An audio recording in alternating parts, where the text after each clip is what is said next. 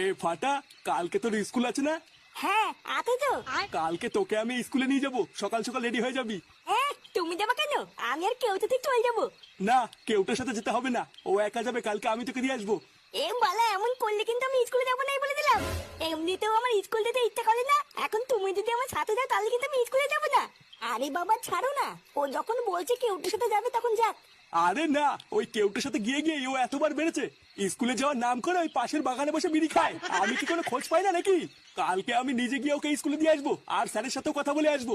তারপরে আমিও দেখছি ও স্কুলে যাওয়ার নাম করে এদিক ওদিক কি করে যায়। এইভাবে ছাড়া গরুর মতো ছেড়ে রাখতে রাখতে নিজের ছেলেটা তো গেলই, এবার এটাও যাবে।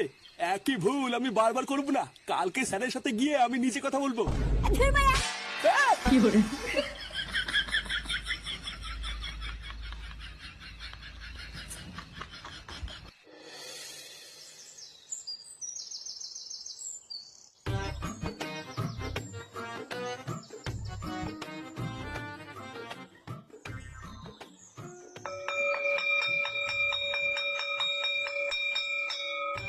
নমস্কার স্যার।